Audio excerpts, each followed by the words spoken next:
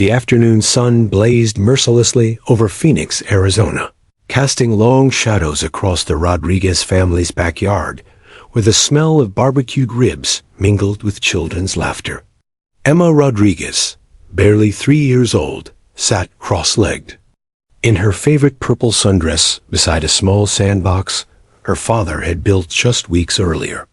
Her chubby fingers worked diligently, patting wet sand into her pink plastic bucket while humming a tune she'd learned from her favorite cartoon show.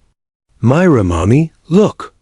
Emma called out in her mixture of English and Spanish, holding up a lopsided sandcastle that looked more like a lumpy mountain than any architectural wonder. Her dark curls bounced as she turned toward the patio where her mother, Maria, was arranging paper plates on a picnic table decorated with bright balloons. Maria Rodriguez paused from setting up the family barbecue, her heart swelling with that particular kind of maternal pride that comes from watching your child discover the world. "Que bonito, mi amor. Very beautiful," she responded, wiping her hands on her apron before giving Emma an enthusiastic thumbs up. The extended family had gathered for her brother-in-law's birthday celebration, and the backyard buzzed with the comfortable chaos of 3 generations sharing food, stories, and love. Uncle Roberto manned the grill, his boisterous laugh carrying over the sizzling meat as he gestured wildly with his spatula while telling one of his infamous fishing stories to Emma's teenage cousins. Grandmother Elena sat in her favorite folding chair, keeping watchful eyes on the children while simultaneously managing to critique everyone's cooking techniques and offer unsolicited relationship advice to the unmarried adults. The portable radio played cumbia music softly in the background, competing with the distant sound of lawn mowers and the occasional bark from neighborhood dogs. Emma's father, Carlos, was inside the house fetching more ice from the freezer when it happened. The moment that would split their family's life into 2 distinct chapters, before and after. Emma had been building her 3rd sandcastle when she noticed the back gate, usually secured with a child-proof latch hanging slightly ajar. Her 3-year-old curiosity sparked immediately. The gate led to an alley that she was strictly forbidden from exploring, which naturally made it infinitely more interesting than any sandbox treasure. "Emma, come help Abuela with the napkins," Maria called out, but her voice was lost in the din of family conversation and music. She was busy arranging condiments and didn't notice as her daughter abandoned her bucket and began toddling toward the mysterious opening with the determined waddle that only toddlers possess when they're on a mission. The alley beyond the gate was cooler, shadowed by tall wooden fences and overgrown oleander bushes. Emma took 2, maybe 3 steps into this forbidden territory when she encountered something that shouldn't have been there, a man she didn't recognize, tall and thin with nervous eyes that darted constantly like a frightened animal. He wore a baseball cap pulled low over his face and had been waiting, as if he knew exactly when and where a curious child might appear.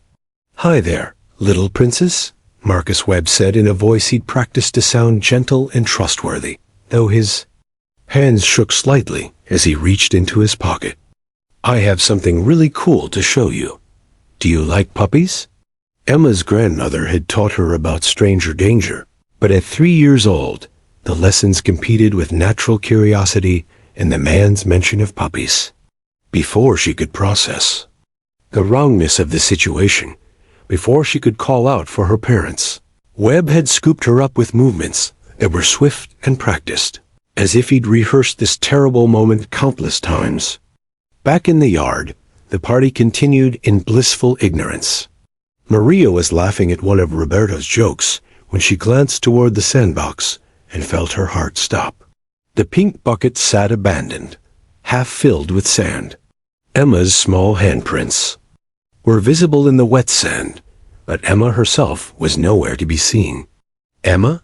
Maria called out, her voice still light with the assumption that her daughter was simply hiding behind a tree or had wandered to the other side of the yard. "Emma, come back to Mommy." The first flutter of concern became a wave of anxiety when Emma didn't respond.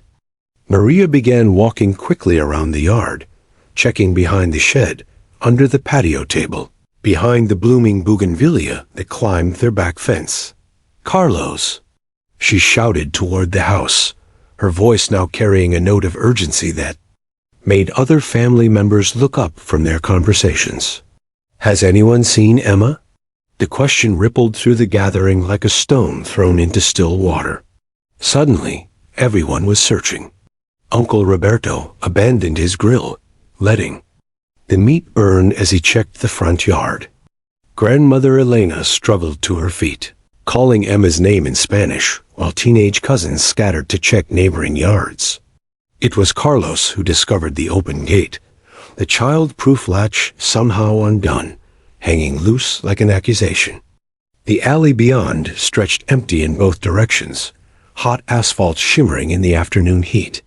A van's engine could be heard in the distance, growing fainter by the second. "Call 911, now!" Maria's scream shattered the desert air, a sound of primal terror that neighbors would remember years later when they spoke about that terrible afternoon. The sound of a mother realizing that her worst nightmare had become reality, that her baby had vanished into the vast, dangerous world beyond their carefully protected backyard. Within minutes, sirens wailed through the quiet residential neighborhood as police cars converged on Maple Street, bringing with them the controlled chaos of a missing child investigation.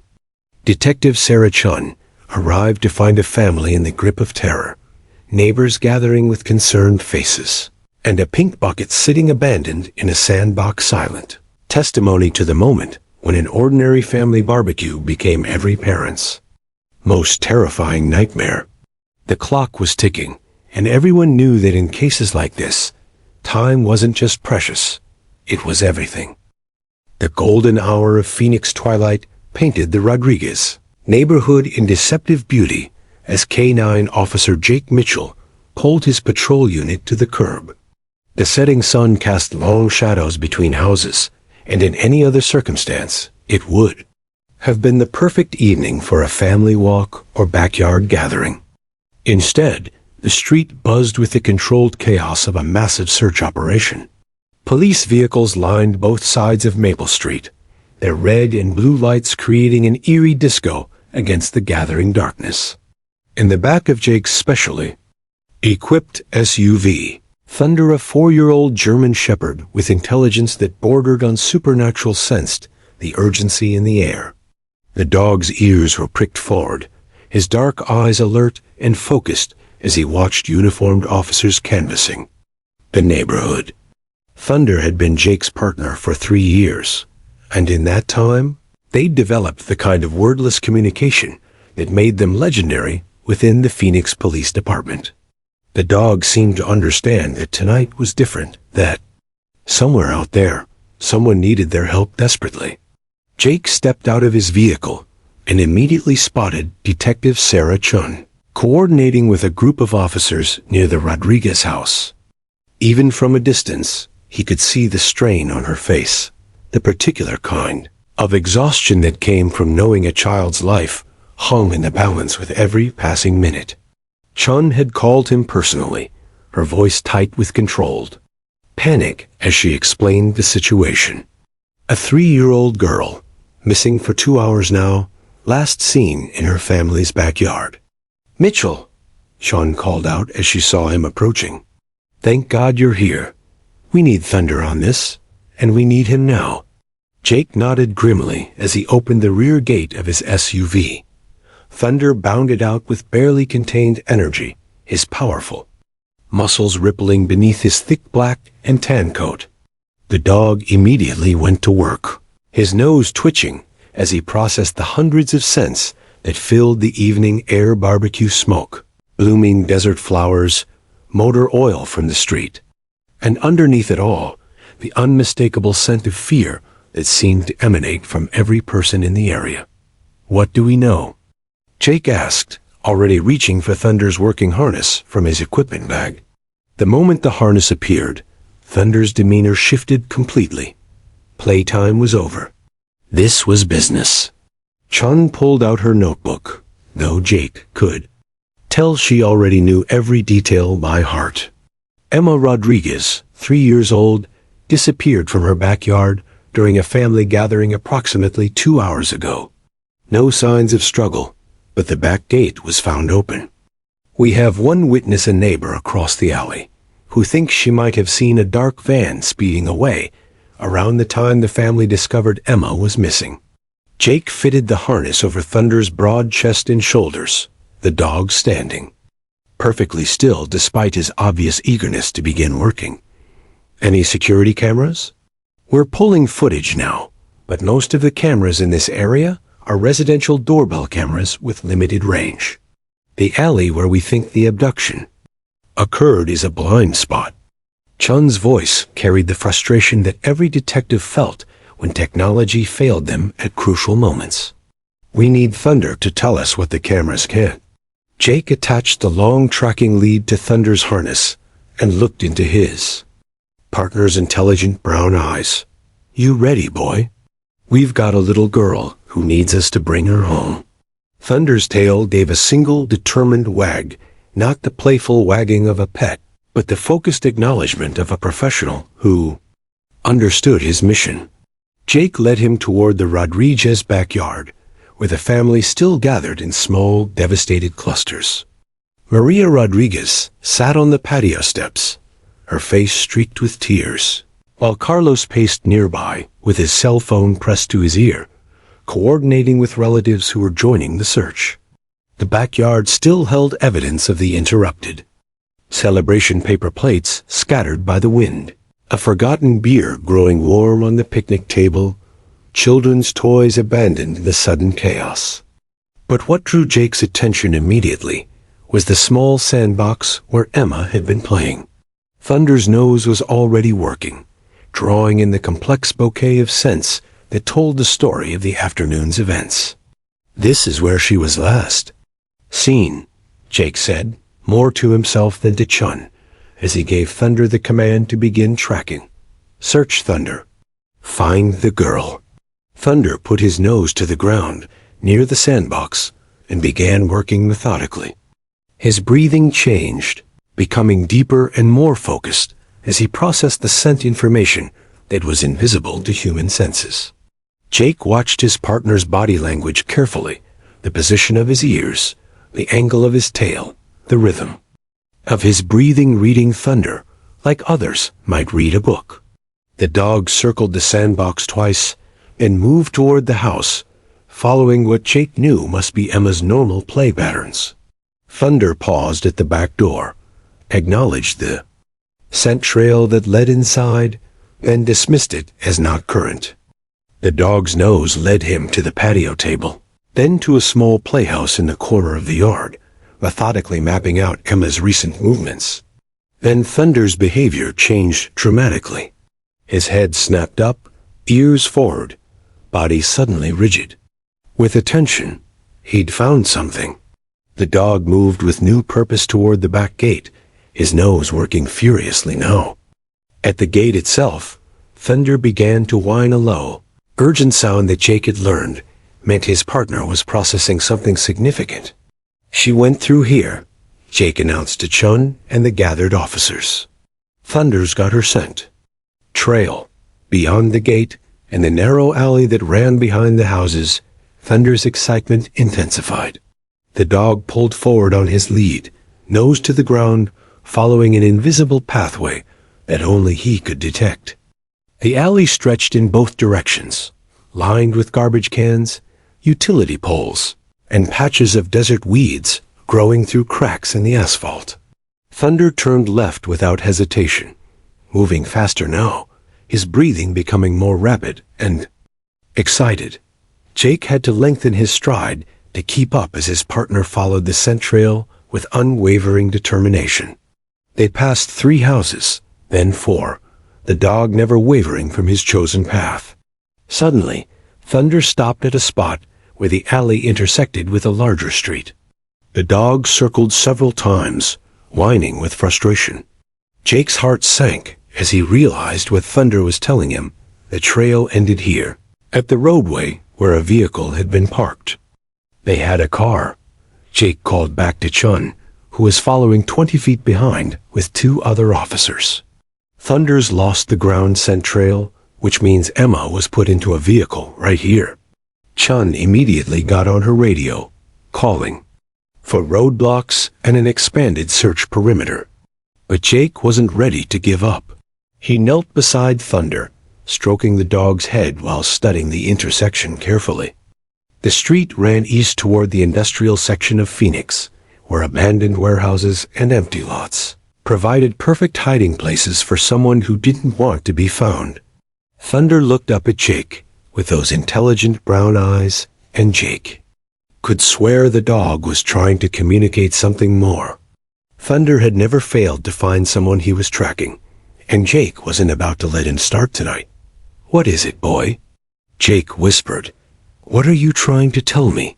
Thunder tilted his head, then looked pointedly down the eastbound street, his whole body vibrating with contained energy. The dog knew something, and Jake was going to trust that instinct with everything he had. "Chun," Jake called out, "we're going east. Thunder wants to keep hunting." The industrial district of Phoenix stretched before them like a concrete graveyard, filled with the skeletal remains of abandoned dreams and failed businesses. Jake Mitchell's patrol SUV crept slowly through the maze of empty warehouses, its headlights cutting through the gathering darkness as Thunder pressed his nose against the partially opened window, his breathing rapid and focused. The German shepherd's entire body vibrated with an energy that Jake had learned to trust completely over their 3 years together.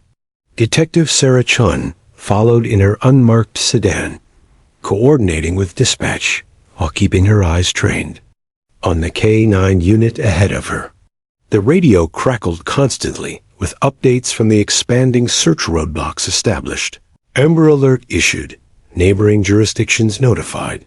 But Chun knew that bureaucratic procedures, while necessary, wouldn't bring Emma Rodriguez home. That responsibility rested with the black and tan dog, whose nose was currently their best hope. Jake pulled to a stop at the entrance of the abandoned Sunset Industrial Complex, a sprawling collection of warehouses that had been empty for nearly 2 years since the manufacturing company that owned them had relocated to Mexico.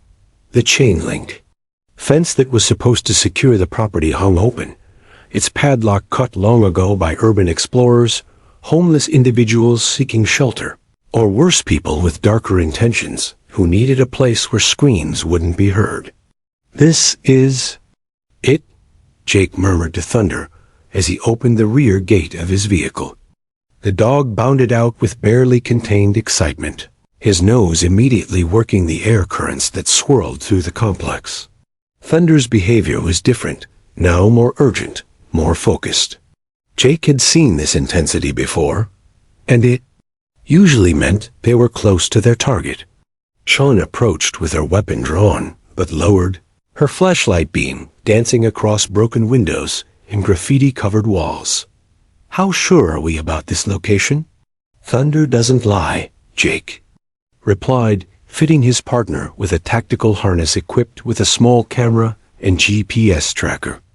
"If he says she's here, she's here."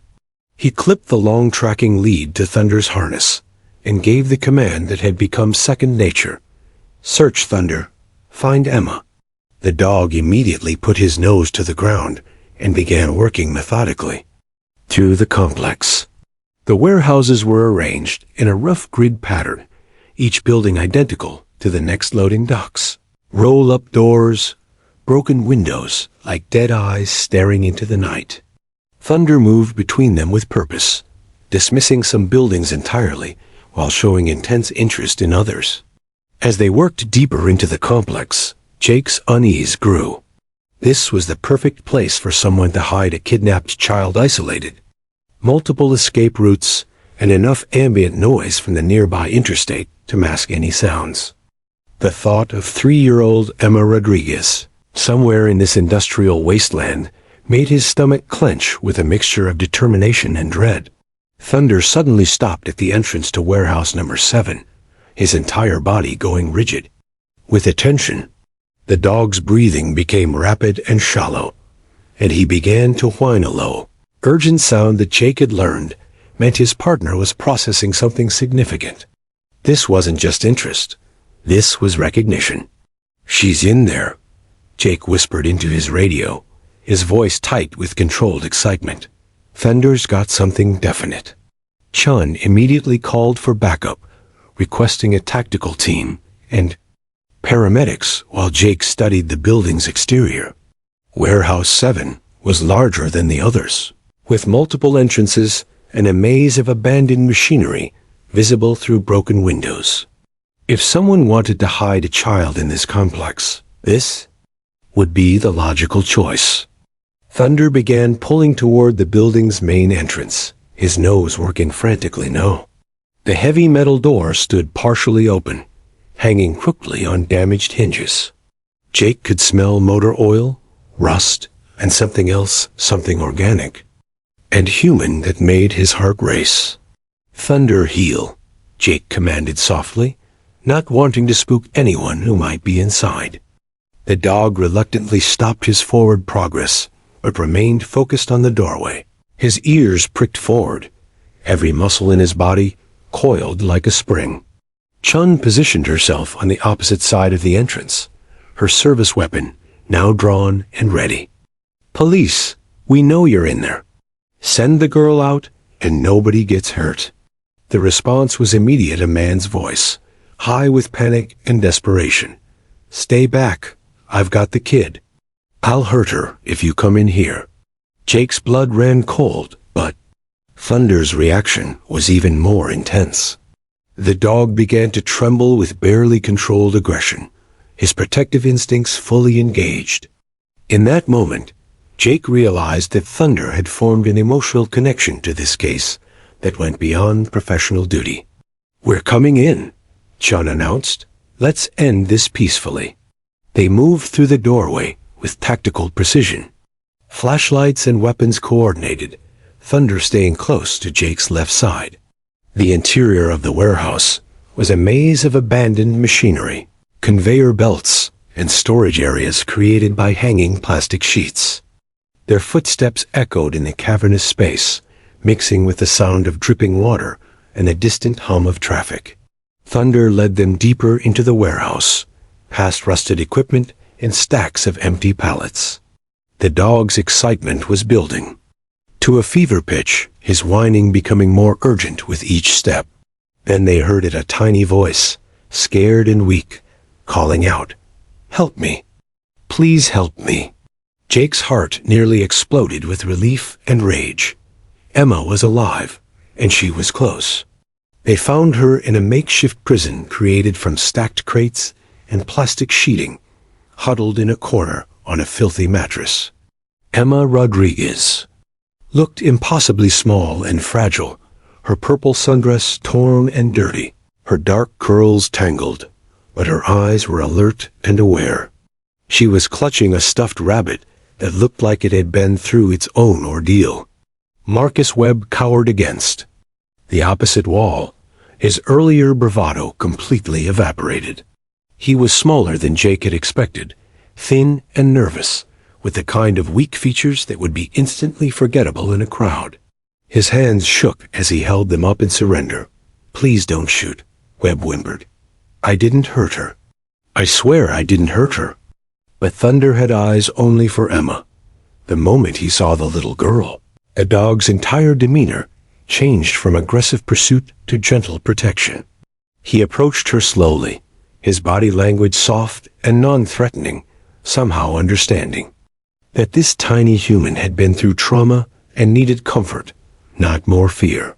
Emma looked up at Thunder with wide, dark eyes.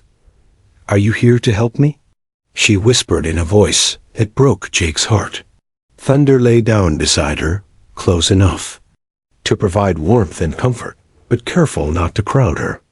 Emma reached out one small hand and touched the dog's fur, and for the first time in hours, she smiled. "Nice doggy," she said, and Thunder's tail gave a gentle wag. Chun had Webb in handcuffs within seconds, reading him his rights while calling for paramedics and child services. But Jake's attention was entirely focused on the scene before him, a traumatized little girl finding comfort in the presence of a dog who had moved heaven and earth to find her. As the paramedics arrived and began checking Emma's condition, she refused to let go of Thunder's fur. "Can the doggy come with me?" she asked, her voice still weak but gaining strength. Jake looked at Chun, who nodded immediately. "Thunder stays with Emma until she's safe with her family," Chun decided. That dog earned the right to see this through to the end. As they carried Emma out of the warehouse, Thunder walked beside the stretcher like a furry guardian angel. The little girl kept one hand on his head, drawing strength from his steady presence. Jake knew that this moment, this connection between his partner and a rescued child, was why they did this job. Emma Rodriguez was going home, and Thunder had kept his promise to find her. 6 months had passed since that terrifying night in the warehouse, but the memories still haunted the corridors of the Maricopa County Attorney's office.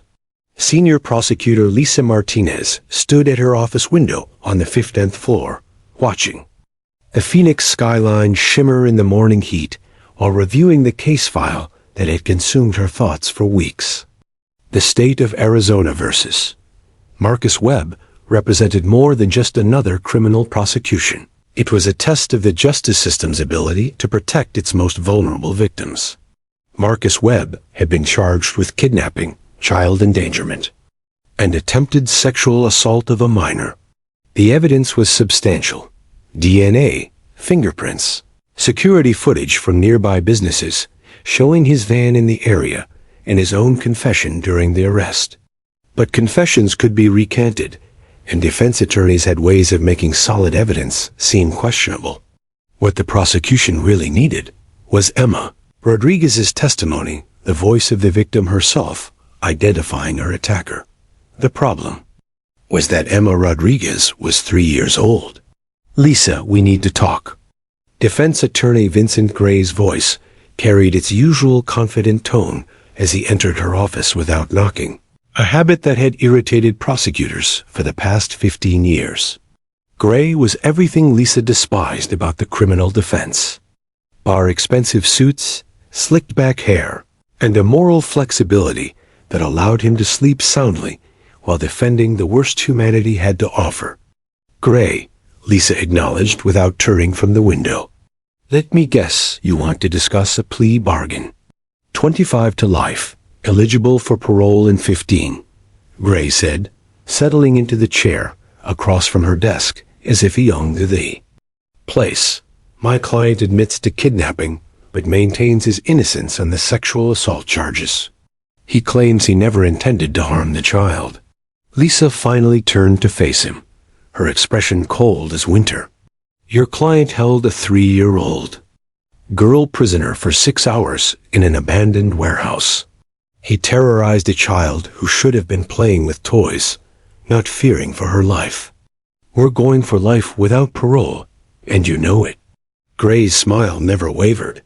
"You're betting everything on the testimony of a toddler. Do you really think a jury is going to convict a man based on the word of a child who probably can't even remember what she had for breakfast yesterday?" The question hit at the heart of Lisa's greatest concern.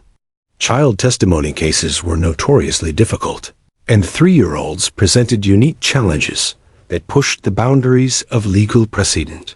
Memory reliability, suggestibility, vocabulary, limitations, and the sheer trauma of testifying in a formal courtroom setting. Every factor worked against them. Dr. Jennifer Coleman had been working with Emma twice a week since the rescue, using play therapy and carefully structured interviews to help the child process her trauma while preserving the integrity of her memories. Dr. Coleman was the best child psychologist in Arizona, with a reputation for helping young victims navigate the legal system, but even she had concerns about Emma's ability to testify effectively. The good news is that Emma's memory of the core events remains consistent. Dr. Coleman had explained during their last meeting. She can identify Marcus Webb in photo lineups. She remembers being taken from her backyard, and she recalls being in the warehouse. The challenge is her vocabulary and attention span. 3-year-olds don't think in terms of dates, times, or detailed sequences of events. Lisa had spent countless hours studying case law, looking for precedents that would support using Emma's testimony. The landmark case of Marilyn v. Craig had established that child victims could testify via closed-circuit television in certain circumstances, and Arizona's own statutes allowed for victim impact dogs in courtrooms. But she needed something that would give Emma the confidence and comfort to tell her story clearly. That's when Officer Jake Mitchell had made an unusual suggestion. Thunder saved Emma's life, Jake had argued during a meeting with Lisa and Detective Chun. She's formed a powerful attachment to him. Every time we've brought Thunder to visit Emma during her therapy sessions, she becomes more animated, more talkative, more confident. Maybe Thunder could be there during her testimony. The idea was radical, even unprecedented in Arizona courts. Therapy dogs had been used during interviews and depositions, but never during actual trial testimony in a felony case. Lisa knew that Judge Patricia Hawkins was progressive enough to consider the request, but she also knew that Gray would fight it tooth and nail. Lisa's research had led her to similar cases in other jurisdictions.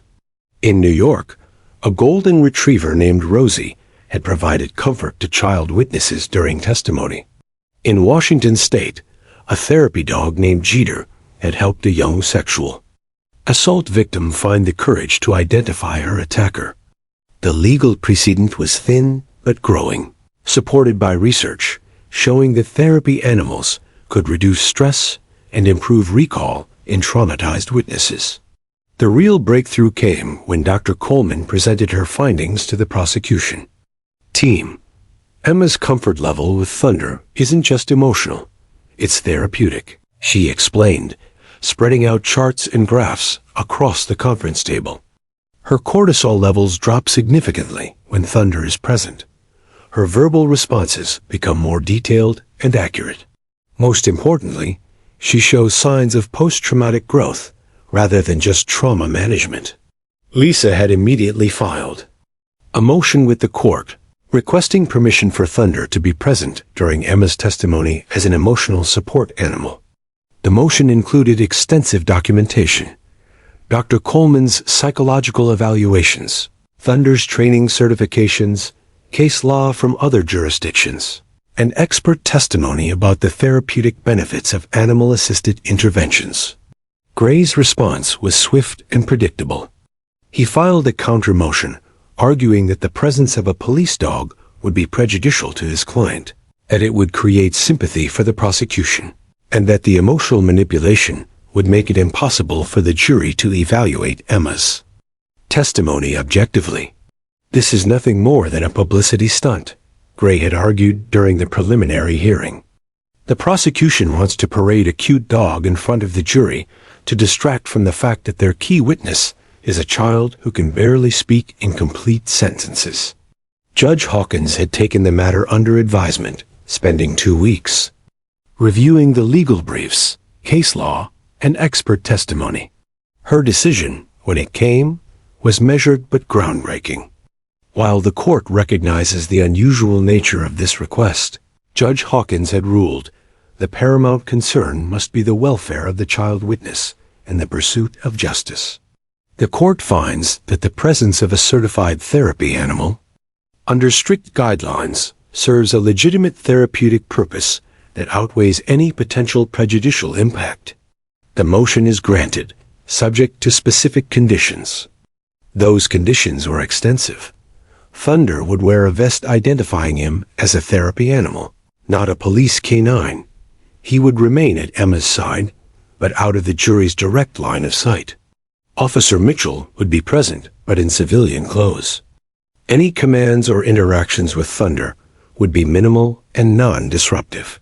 Now, 3 days before trial, Lisa was reviewing every detail of their strategy. Emma had been visiting the courtroom during off hours, getting comfortable with the space while Thunder lay calmly beside her. Dr. Coleman had worked with Emma on simple questions and answers, teaching her that it was okay to say, "I don't know," or "I don't remember." The prosecution team had also prepared for Gray's inevitable attacks. They had backup witnesses, physical evidence, and expert testimony about memory and trauma in young children. But they all knew that Emma's testimony would be the emotional center of the case, the moment when the jury would see the human cost of Marcus Webb's crimes. Lisa's phone rang, interrupting her thoughts. It was Dr. Coleman with the final pretrial evaluation. "How is she?" Lisa asked immediately. "Ready," Dr. Coleman replied. "Emma knows why she has to talk to the judge and the people in the courtroom. She knows Thunder will be there with her. She's scared, but she's also brave. And most importantly, she wants to tell her story." Lisa hung up the phone and looked at the case file one more time. Tomorrow, a 3-year-old girl and a German shepherd would walk into a courtroom together, carrying the hopes of a family, a community, and a justice system that believed even the smallest voices deserved to be heard. The preparation was complete. Now it was time for Emma Rodriguez to face her kidnapper and tell the world what he had done to her. The historic courthouse of Maricopa County stood like a monument to justice in downtown Phoenix. Its imposing limestone facade bearing witness to decades of legal battles that had shaped Arizona's destiny. On this sweltering Tuesday morning in September, Courtroom 4A buzzed with an energy that veteran court reporters would later describe as electric. Word had spread through the legal community about the unprecedented case: a 3-year-old witness, a therapy dog, and a kidnapper whose crimes had shocked even seasoned law enforcement officers. Judge Patricia Hawkins had cleared the gallery of media and spectators, allowing only essential personnel and family members to remain. The usual circus atmosphere of high-profile criminal trials was replaced by an almost sacred hush, as if everyone present understood they were witnessing something historic. The mahogany-paneled courtroom, with its high ceilings and formal portraits of past judges, seemed to hold its breath in anticipation. At the prosecution table, Lisa Martinez reviewed her notes one final time, though she could have recited Emma's testimony preparation word for word. Her hands trembled slightly, not from nerves about the case, but from the weight of responsibility she felt toward a little girl who had already endured more trauma than most adults experience in a lifetime. Beside her, Detective Sarah Chun sat rigid with tension, her eyes fixed on the defendant's table where Marcus Webb waited in his carefully constructed disguise of respectability. Webb had been transformed by the defense team's image consultants into someone's harmless uncle. His prison pallor had been hidden with makeup, his thinning hair styled to look fuller, and he wore a conservative navy suit that probably cost more than most people's monthly rent. The transformation was so complete that Chun had to remind herself this was the same pathetic creature they'd found cowering in that warehouse, begging not to be shot while a terrorized child sat just feet away. Defense attorney Vincent Gray sat beside his client with the supreme confidence of a man who believed he held all the winning cards. He'd spent months preparing his strategy, consulting with child psychology experts who would testify about the unreliability of toddler memory, the suggestibility of young witnesses, and the impossibility of obtaining truthful testimony from someone who still believed in Santa Claus. Gray's expensive suit was perfectly tailored, his silver hair immaculately styled, and his smile carried the predatory gleam of a shark scenting blood in the water. At exactly 9:30 a.m., the side door of the courtroom opened with a soft click that seemed to echo like thunder in the silent chamber. Officer Jake Mitchell entered first, dressed in civilian clothes as per Judge Hawkins' order, but his bearing still carried the unmistakable authority of law enforcement. Behind him walked Thunder, a magnificent German shepherd wearing a specially designed vest that identified him as a certified therapy animal rather than a police K-9, the dog moved. With calm dignity, his intelligent brown eyes surveying the courtroom with professional assessment. Then Emma Rodriguez appeared, and the emotional impact hit everyone present like a physical force. She looked impossibly small in her carefully chosen pink dress picked by her mother because it was Emma's favorite color and made her feel pretty. Her dark curls had been brushed until they shone, and she wore tiny white shoes that clicked softly against the polished floor. But it was her eyes that captured everyone's attention, huge and dark, and filled with a mixture of fear and determination that was heartbreaking to witness. Emma's grandmother, Elena Rodriguez, walked beside her, providing the steady presence that the child had requested. Elena had spent the morning braiding Emma's hair while singing softly in Spanish, the same lullabies that had comforted 3 generations of Rodriguez women. Now she squeezed Emma's small hand gently as they approached the witness area that had been specially modified for a child witness. Dr. Jennifer Coleman had worked with the court staff to create a child-friendly environment within the formal confines of the courtroom. Emma's chair had been elevated so she could see over the witness box, and a small table held a glass of water and a box of tissues. Most importantly, Thunder's designated spot was positioned so that Emma could see him and touch him if needed, while keeping the dog partially out of the jury's direct line of sight to minimize any potential prejudicial impact. The jury had been carefully selected through an exhaustive voir dire process that lasted 3 days. Lisa had looked for parents, grandparents, teachers, people who understood that children could be truthful witnesses despite their age. Gray had fought for skeptics, people who believed children were too easily influenced, too prone to fantasy, too unreliable to be trusted with a man's freedom. The final 12 jurors represented a cross-section of Arizona society, but they all shared one crucial characteristic. They were about to hear testimony that would challenge their preconceptions about justice, truth, and the resilience of the human spirit. As Emma took her place in the witness chair, Thunder settled beside her with the practiced ease of a professional therapy animal. The dog's presence seemed to create an invisible bubble of calm around the little girl, and those watching could actually see her shoulders relax and her breathing become less rapid. Emma's small hand reached down instinctively to touch Thunder's fur, and the dog remained perfectly still, allowing his warm presence to provide the comfort that words could not. Marcus Webb, meanwhile, seemed to shrink in his chair as he saw his victim for the first time since that night in the warehouse. A transformation was subtle but unmistakable. His carefully constructed facade of innocence began to crack as he was confronted with the living reminder of his crimes. His hands, which had been folded calmly on the table, began to tremble slightly. Sweat beaded on his forehead, despite the courtroom's efficient air conditioning. Judge Hawkins spoke first, her voice gentle but clear as she addressed Emma directly. "Good morning, Emma. My name is Judge Hawkins, and I want to thank you for being here today. Do you understand that we're here to talk about what happened to you?" Emma nodded solemnly, her voice barely above a whisper as she replied, "Yes, ma'am." The formal address had been practiced during her preparation sessions, but hearing it in the actual courtroom gave the words a gravity that touched everyone present. "Emma, do you see Thunder there beside you?" Judge Hawkins continued. Emma's face lit up with the first genuine smile she'd shown since entering the courtroom. "Yes, he's my friend. He found me when I was scared." Gray immediately objected. "Your Honor, that response is clearly leading and prejudicial. The child has been coached to..." "Overruled." Judge Hawkins cut him off with a sharp look.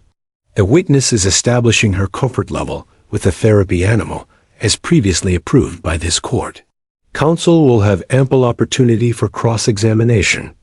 Lisa Martinez rose from her chair, feeling the weight of history on her shoulders. In a few minutes, she would begin questioning Emma Rodriguez, and every word would matter. The prosecution's entire case hung on the ability of the 3-year-old child to look across a courtroom at the man who had terrorized her and find the courage to speak the truth. The courtroom fell silent as Lisa approached the witness stand, her voice warm and encouraging as she prepared to ask the first question that would begin Emma's journey toward justice. Behind her, she could feel the eyes of Emma's family, the intense focus of the jury, the predatory attention of the defense team, and the weight of a legal system that was about to discover whether its commitment to protecting the innocent extended to its youngest and most vulnerable witnesses. "Emma," Lisa began softly, "can you tell us your full name?" And with those simple words, the most important testimony of the case began. The historic courthouse of Maricopa County stood like a monument to justice in downtown Phoenix, its imposing limestone facade bearing witness to decades of legal battles that had shaped Arizona's destiny. On this sweltering Tuesday morning in September, Courtroom 4A buzzed with an energy that veteran court reporters would later describe as electric. Word had spread through the legal community about the unprecedented case: a 3-year-old witness, a therapy dog, and a kidnapper whose crimes had shocked even seasoned law enforcement officers. Judge Patricia Hawkins had cleared the gallery of media and spectators, allowing only essential personnel and family members to remain. The usual circus atmosphere of high-profile criminal trials was replaced by an almost sacred hush, as if everyone present understood they were witnessing something historic. The mahogany-paneled courtroom, with its high ceilings and formal portraits of past judges, seemed to hold its breath in anticipation. At the prosecution table, Lisa Martinez reviewed her notes one final time, though she could have recited Emma's testimony preparation word for word. Her hands trembled slightly, not from nerves about the case, but from the weight of responsibility she felt toward a little girl who had already endured more trauma than most adults experience in a lifetime. Beside her, Detective Sarah Chun sat rigid with tension, her eyes fixed on the defendant's table, where Marcus Webb waited in his carefully constructed disguise of respectability. Webb had been transformed by the defense team's image consultants into someone's harmless uncle. His prison pallor had been hidden with makeup, his thinning hair styled to look fuller, and he wore a conservative navy suit that probably cost more than most people's monthly rent. The transformation was so complete that Chun had to remind herself this was the same pathetic creature they'd found cowering in that warehouse, begging not to be shot while the terrorized child sat just feet away. Defense attorney Vincent Gray sat beside his client with the supreme confidence of a man who believed he held all the winning cards. He'd spent months preparing his strategy, consulting with child psychology experts who would testify about the unreliability of toddler memory, the suggestibility of young witnesses, and the impossibility of obtaining truthful testimony from someone who still believed in Santa Claus.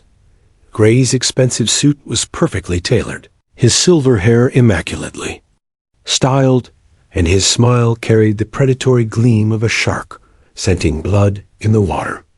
At exactly 9:30 a.m., the side door of the courtroom opened with a soft click that seemed to echo like thunder in the silent chamber.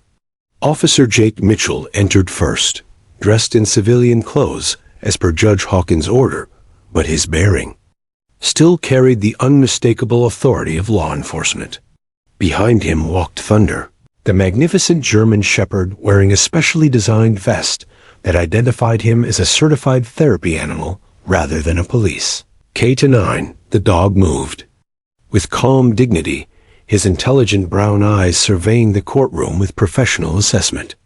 Then Emma Rodriguez appeared, and the emotional impact hit everyone present like a physical force. She looked impossibly small in her carefully chosen pink dress picked by her mother because it was Emma's favorite color and made her feel pretty. Her dark curls had been brushed until they shone, and she wore tiny white shoes that clicked softly against the polished floor. But it was her eyes that captured everyone's attention, huge and dark, and filled with a mixture of fear and determination that was heartbreaking to witness.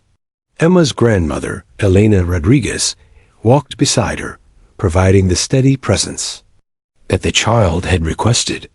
Elena had spent the morning braiding Emma's hair while singing softly in Spanish, the same lullabies that had comforted 3 generations of Rodriguez women. Now she squeezed Emma's small hand gently as they approached the witness area that had been specially modified for a child witness.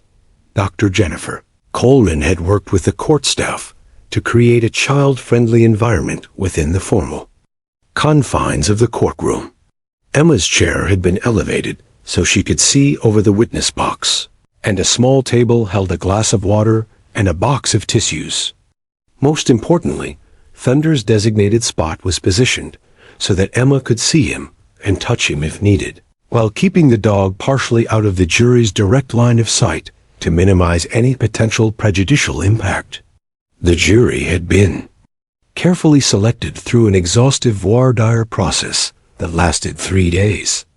Lisa had looked for parents, grandparents, teachers, people who understood that children could be truthful witnesses despite their age. Gray had fought for skeptics, people who believed children were too easily influenced, too prone to fantasy, too unreliable to be trusted with a man's freedom. The final 12 jurors represented a cross-section of Arizona society, but they all shared one crucial characteristic. They were about to hear testimony that would challenge their preconceptions about justice, truth, and the resilience of the human spirit. As Emma took her place in the witness chair, Thunder settled beside her with the practiced ease of a professional therapy animal. The dog's presence seemed to create an invisible bubble of calm around the little girl, and those watching could actually see her shoulders relax and her breathing become less rapid. Emma's small hand reached down instinctively to touch Thunder's fur, and the dog remained perfectly still, allowing his warm presence to provide the comfort that words could not. Marcus Webb, meanwhile, seemed to shrink in his chair as he saw his victim for the first time since that night in the warehouse. The transformation was subtle but unmistakable. His carefully constructed facade of innocence began to crack as he was confronted with the living reminder of his crimes. His hands, which had been folded calmly on the table, began to tremble slightly. Sweat beaded on his forehead, despite the courtroom's efficient air conditioning. Judge Hawkins spoke first, her voice gentle but clear as she addressed Emma directly. "Good morning, Emma. My name is Judge Hawkins, and I want to thank you for being here today. Do you understand that we're here to talk about what happened to you?" Emma nodded solemnly, her voice barely above a whisper as she replied, "Yes, ma'am." The formal address had been practiced during her preparation sessions, but hearing it in the actual courtroom gave the words a gravity that touched everyone present. "Emma, do you see Thunder there beside you?" Judge Hawkins continued. Emma's face lit up with the first genuine smile she'd shown since entering the courtroom. "Yes, he's my friend. He found me when I was scared." Gray immediately objected. "Your Honor, that response is clearly leading and prejudicial. The child has been coached to..." "Overruled." Judge Hawkins cut him off with a sharp look. "The witness is establishing her comfort level with the therapy animal, as previously approved by this court. Counsel will have ample opportunity for cross-examination." Lisa Martinez rose from her chair, feeling the weight of history on her shoulders. In a few minutes, she would begin questioning Emma Rodriguez, and every word would matter. The prosecution's entire case hung on the ability of a 3-year-old child to look across a courtroom at the man who had terrorized her and find the courage to speak the truth. The courtroom fell silent as Lisa approached the witness stand, her voice warm and encouraging as she prepared to ask the first question that would begin Emma's journey toward justice.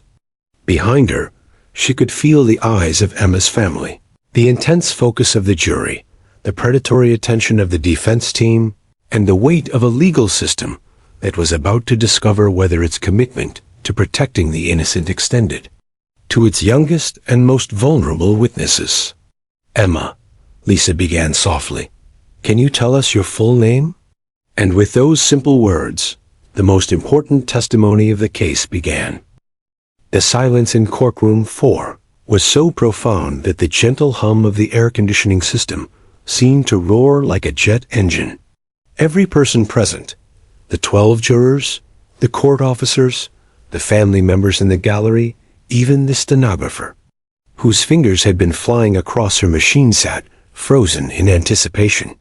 This was the moment that 6 months of preparation, legal maneuvering, and emotional healing had built toward. This was when 3-year-old Emma Rodriguez would either find the courage to identify her kidnapper, or the case would crumble under the weight of a child's understandable fear. Prosecutor Lisa Martinez felt her heart pounding against her ribs as she watched Emma's small face cycle through a kaleidoscope of emotions.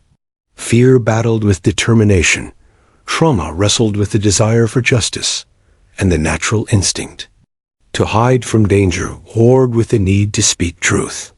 Lisa had prosecuted hundreds of cases, had stood before juries in capital murder trials, had faced down the most hardened criminals in Arizona, but nothing had ever felt as consequential as this moment with a tiny girl in a pink dress.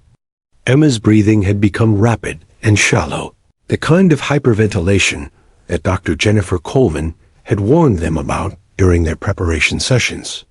The child's dark eyes darted frantically around the courtroom, taking in the sea of adult faces all focused on her with an intensity that would have been overwhelming for someone 3 times her age.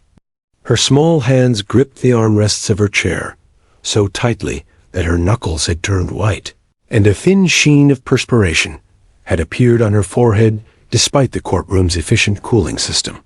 Thunder, the magnificent German shepherd, who had become Emma's anchor in this storm of adult complexities, sensed her escalating distress with the supernatural intuition that made him such an effective therapy animal. Without any command from Officer Jake Mitchell, who sat tensely in the gallery, wearing civilian clothes, Thunder rose from his lying position and moved closer to Emma's chair. The dog's movement was fluid and purposeful, positioning himself so that his large, warm body created a physical barrier between Emma and the rest of the courtroom. The gesture was subtle but profound. Thunder's presence transformed the intimidating witness stand from an island of isolation into a safe haven shared with her most trusted protector. Emma's breathing immediately began to slow as she felt the familiar warmth of Thunder's fur against her leg, and her white-knuckled grip on the chair arms relaxed slightly. "It's okay, sweetheart," Lisa said softly, her voice carrying the kind of maternal comfort that transcended legal protocols. "Take all the time you need. Thunder is right there with you." Emma looked down at Thunder, and something magical passed between the child and the dog. Thunder's intelligent brown eyes seemed to communicate a message that no words could convey. "You're safe. I'm here. You can do this." The dog's tail gave a single, gentle wag, not the exuberant play behavior of a pet, but the measured reassurance of a professional who understood his role in this crucial moment. Defense attorney Vincent Gray watched this interaction with growing unease. His entire strategy had been built on the assumption that Emma would either refuse to testify or would break down under the pressure of the formal courtroom setting. The presence of the therapy dog, which he had fought so vigorously to exclude, was providing exactly the kind of emotional support that could enable Emma to deliver the devastating testimony that would destroy his client's carefully constructed defense. Marcus Webb, meanwhile, had begun to show cracks in his meticulously coached courtroom demeanor. Sweat beaded on his forehead despite the cool temperature, and his hands, which had been folded calmly on the defense table, now trembled slightly. He had spent months trying to convince himself and his attorneys that a 3-year-old's testimony wouldn't hold up in court, that her memories would be too fragmented, her vocabulary too limited, her fear too overwhelming. But watching Emma draw strength from her canine companion, Webb began to realize that his victim might be far braver than he had anticipated. Emma's grandmother, Elena Rodriguez, sat in the front row of the gallery with tears streaming down her weathered cheeks. She had been the one to teach Emma the Spanish lullabies that had comforted the child during her captivity, had been the steady presence during countless therapy sessions, had braided Emma's hair that very morning while whispering prayers for courage and justice. Now she watched her granddaughter face the monster who had stolen her innocence, and Alana's heart swelled with a mixture of pride, fear, and protective fury. The 12 jurors leaned forward almost imperceptibly, their collective focus creating an energy that seemed to fill the entire courtroom. They represented a cross-section of Arizona society, parents and grandparents, teachers and retirees, people who had been chosen not for their legal expertise, but for their ability to recognize truth when they heard it. Several of the female jurors had tears in their eyes as they watched Emma struggle with her fear, while the men sat with jaws clenched and hands balled into fists, their protective instincts aroused by the sight of a child in distress. Judge Patricia Hawkins observed the scene with the wisdom that came from 30 years on the bench. She had presided over countless difficult cases, had seen the best and worst of human nature played out in her courtroom, but this moment felt different. The integration of a therapy dog into formal legal proceedings was unprecedented in her jurisdiction, and she was acutely aware that her handling of this case would likely be studied and cited for years to come. "Emma," Lisa said gently, returning to the crucial question that had triggered the child's distress. "You mentioned seeing the bad man. Is he here in this room today?" Emma's eyes, which had been focused on Thunder's comforting presence, slowly began to rise. She looked first at Lisa, drawing strength from the prosecutor's encouraging smile. Then her gaze moved to Judge Hawkins, who nodded reassuringly. Emma's eyes swept across the jury box, taking in the faces of 12 strangers who had become invested in her story, before finally settling on the area where she somehow sensed the source of her trauma waited. The defense table seemed to pulse with malevolent energy as Emma's gaze approached it. Vincent Gray sat rigid with tension, his expensive suit suddenly feeling too tight, his confident demeanor evaporating like morning mist in the desert sun. And beside him, Marcus Webb had gone completely still, like a predator, hoping that absolute motionlessness might somehow make him invisible to his prey. Emma's small hand reached down and found Thunder's head, her fingers intertwining with the dog's soft fur. The physical connection seemed to complete some kind of circuit, sending courage flowing from the therapy animal to the traumatized child. Thunder remained perfectly still, but Emma could feel his strength, his unwavering loyalty, his promise that she would never face danger alone again. Slowly, deliberately, with the kind of determination that adults spend lifetimes trying to cultivate, Emma Rodriguez raised her tiny arm. Her finger, no bigger than a pencil, extended toward the defense table with the precision of a laser-guided missile. Her voice, which had been barely above a whisper throughout her testimony, suddenly rang out clear and strong, filling every corner of the silent courtroom. "Bad man?" The two words exploded through the courtroom like a thunderclap, shattering the tension that had built to an almost unbearable level. Marcus Webb's carefully maintained facade crumbled completely, his face contorting with guilt and rage and defeat. Vincent Gray's mouth fell open in shock as he realized that his 3-year-old witness had just delivered the most powerful identification testimony he had ever witnessed.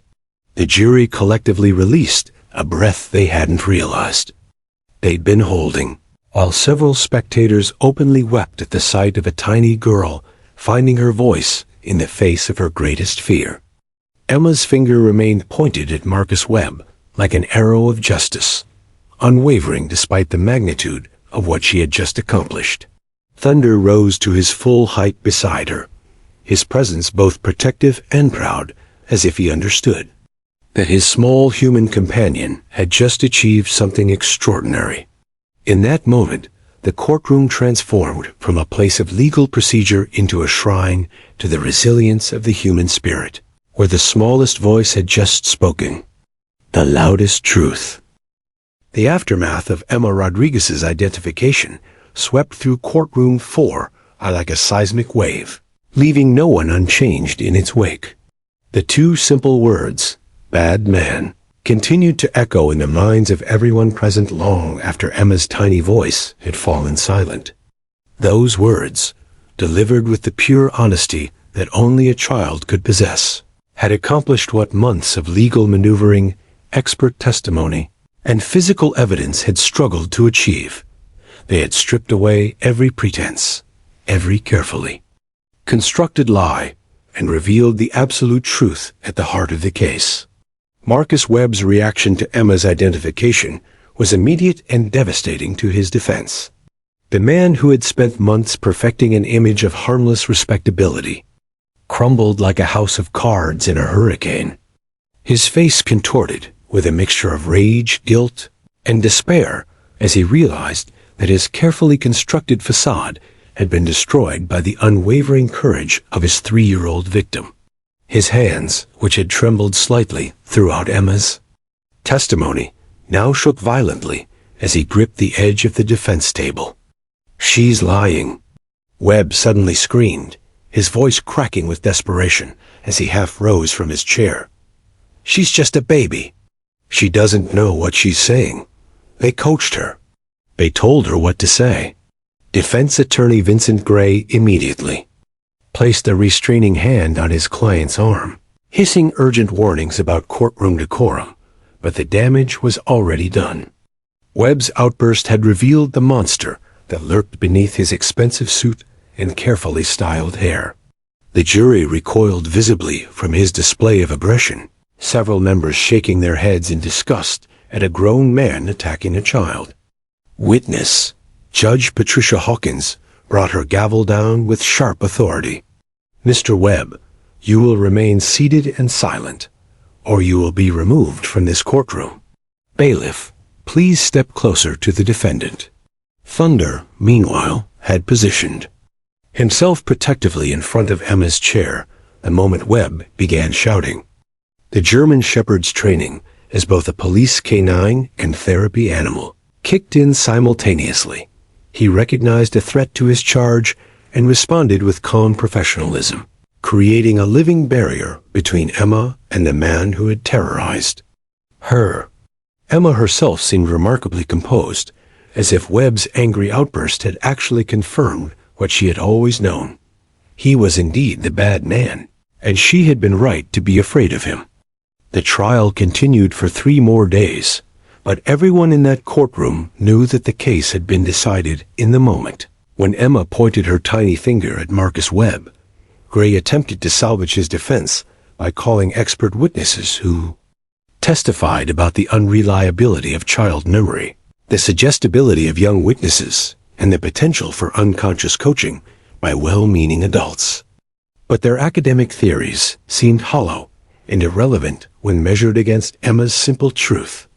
Dr. Jennifer Coleman took the stand as a rebuttal witness, explaining to the jury how Emma's memory had remained consistent throughout months of therapy, how her identification of Webb had been spontaneous and unwavering, and how the presence of thunder had served not to influence her testimony but to provide the emotional support necessary for her to speak truthfully. The child psychologist's credentials were impeccable, her methodology beyond reproach, and her conclusions devastating to the defense. The physical evidence that had been gathered during the investigation formed the foundation of the prosecution's case. Webb's DNA found on Emma's clothing, his fingerprints in the warehouse where she had been held, security footage showing his van in the neighborhood at the time of the kidnapping. All of it corroborated Emma's testimony with scientific precision. But it was the emotional impact of a 3-year-old girl finding the courage to identify her attacker that sealed Webb's fate. The jury deliberated for exactly 4 hours and 17 minutes, barely enough time to elect a foreman, review the evidence, and take their votes. When they returned to the courtroom, their faces showed the grim satisfaction of people who had witnessed justice in its purest form. The foreman, a grandfather of 5, who had fought back tears during Emma's testimony, stood to deliver the verdict that everyone expected but still needed to hear. On the charge of kidnapping in the first degree, we find the defendant guilty. On the charge of child endangerment, we find the defendant guilty. On the charge of attempted sexual assault of a minor, we find the defendant guilty. The courtroom erupted in a catharsis of emotion that had been building for months.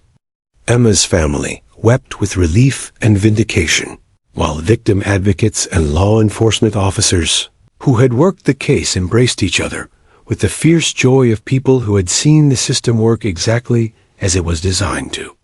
Even several jurors openly cried as they realized they had played a role in protecting not just Emma, but countless other potential victims who would now be safe from Marcus Webb's predatory behavior. Emma herself, who had been present for the verdict at her family's request, seemed to understand that something important had happened. She looked up at her grandmother and asked in her small, clear voice, "Is the bad man going away forever?" When Elena Rodriguez confirmed that yes, the bad man would never hurt anyone again, Emma nodded with the serious satisfaction of someone whose faith in the adult world had been restored. At the sentencing hearing 2 weeks later, Judge Hawkins imposed the maximum penalty allowed by law, life in prison without the possibility of parole. As she delivered the sentence, the judge looked directly at Webb and spoke words that would be quoted in law journals and victim advocacy publications for years to come. "Mr. Webb, you targeted the most innocent and vulnerable member of our society, believing that her age and trauma would protect you from accountability. You were wrong. Today, this court affirms that every voice matters, no matter how small, and that justice will always find a way to prevail when courage meets truth." The transformation in Emma Rodriguez over the following months was nothing short of miraculous. The shy, traumatized child who had struggled to speak above a whisper gradually blossomed into a confident little girl who ran and laughed and played with the carefree abandon that should be every child's birthright. She continued her therapy sessions with Dr. Coleman, but the focus shifted from trauma processing to healthy development and growth. Thunder remained a central figure in Emma's recovery. Officer Jake Mitchell, recognizing the extraordinary bond between his partner and the child they had rescued, arranged regular visits that became the highlight of Emma's week. The Phoenix Police Department officially honored Thunder with their Medal of Valor for Distinguished Service, making him the first therapy animal to receive the department's highest recognition. The case of State of Arizona v. Marcus Webb became a landmark precedent that transformed how courts across the nation approached cases involving child witnesses and therapy animals. Law schools began teaching courses on victim advocacy that specifically referenced Emma's testimony, while prosecutors nationwide requested information about implementing similar programs in their own jurisdictions. Dr. Coleman published a groundbreaking paper on the therapeutic benefits of animal-assisted testimony, citing Emma's case as proof that the bond between humans and animals could serve justice in ways previously thought impossible. The research sparked a movement that led to therapy animal programs being established in courtrooms throughout the United States, giving countless other child victims the same kind of support that had enabled Emma to find her voice. Officer Jake Mitchell was promoted to detective, recognition of his exceptional work on Emma's case and his innovative thinking in suggesting Thunder's involvement in the legal proceedings. He and Thunder continued their partnership for many more years, rescuing dozens of additional missing persons while maintaining their special relationship with the Rodriguez family.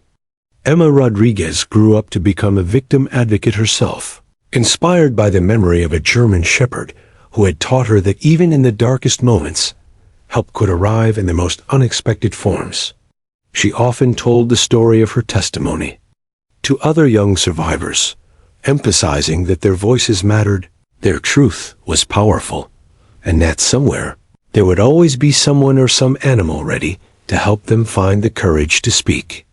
Years later, when Emma graduated from law school and was sworn in as an attorney, Thunder, now retired but still magnificent, sat in the front row of the ceremony. The old dog's presence served as a reminder that justice wasn't just about laws and procedures and courtrooms, but about the bonds of trust, courage, and loyalty that made it possible for even the smallest voices to change the world.